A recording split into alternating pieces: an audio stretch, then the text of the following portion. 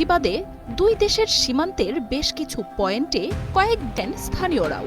এরই জেরে রবিবার ভারতীয় হাইকমিশনার প্রণয় ভার্মাকে ডেকে পাঠায় পররাষ্ট্র মন্ত্রণালয়। এর পাল্টা জবাবে পরের দিনই বাংলাদেশের ডেপুটি হাইকমিশনার নুরুল ইসলামকে তলব করে নয়াদিল্লি। পাল্টাপাল্টি এই তলবের ঘটনায় বাংলাদেশ ভারত সম্পর্কে দেখা দিয়েছে নতুন উত্তেজনা।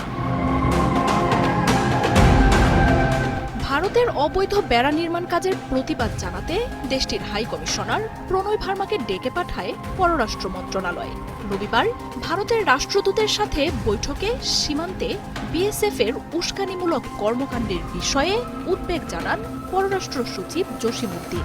বারবার অঙ্গীকার দিয়েও ভারত সীমান্তে হত্যা অব্যাহত রাখায় জানানো হয় অসন্তোষ। সীমান্তে উত্তেজনা বাড়ে এমন কোনো উস্কানি না দিতে দিল্লিকে পরামর্শ দেয়া হয়। পররাষ্ট্র মন্ত্রণালয় থেকে বের হয়ে ভারতীয় হাইকমিশনার জানান, সীমান্ত নিরাপত্তা ও বেড়া নিয়ে দুই দেশের ভালো বোঝাপড়া রয়েছে।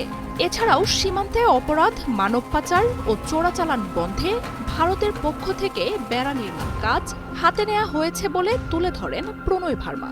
সহযোগিতার মাধ্যমে সংকট সমাধানের কথাও জানান তিনি।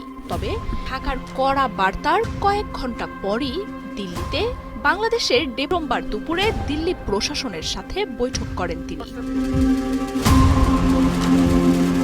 বাংলাদেশের সাথে ভারতের রয়েছে 4096 কিলোমিটারের দীর্ঘ এক সীমান্ত। এর মধ্যে পশ্চিমবঙ্গের সাথে থাকা 2200 কিলোমিটার সীমান্তের 20% কোনো প্রাচীর নেই। আগস্টে আওয়ামী লীগ সরকারের পতনের পর শেখ হাসিনাকে আশ্রয় দেয়া সহ নানা ইস্যুতে ভারতের সাথে বাংলাদেশের সম্পর্কের টানাপোড়েন শুরু হয়। সংখ্যালঘু ইস্যু সহ দেশটির গণমাধ্যম এবং রাজনীতিবিদদের বাংলাদেশ নিয়ে নানা ধরনের উস্কানিমূলক বক্তব্যে দুই দেশের সম্পর্ক তলানিতে নিয়ে যায়।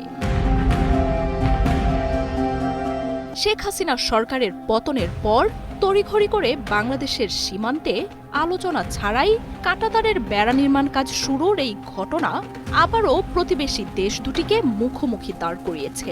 তবে কোনোভাবেই ভারতের আগ্রাসী আচরণ আর না মেনে নেয়ার ব্যাপারে কঠোর অবস্থান নিয়েছে ডক্টর মোহাম্মদ ইউনূসের নেতৃত্বাধীন অন্তর্বর্তী সরকার। রবিবার সীমান্তে ভারতের সাম্প্রতিক কর্মকাণ্ড নিয়ে কড়া বার্তা দেন স্বরাষ্ট্র উপদেষ্টা অবসরপ্রাপ্ত লেফটেন্যান্ট জেনারেল জাহাঙ্গীর আলম। সীমান্ত নিয়ে বিগত সরকারের সাথে ভারতের অসম চুক্তি বাতিলের আলোচনার কথাও জানান তিনি।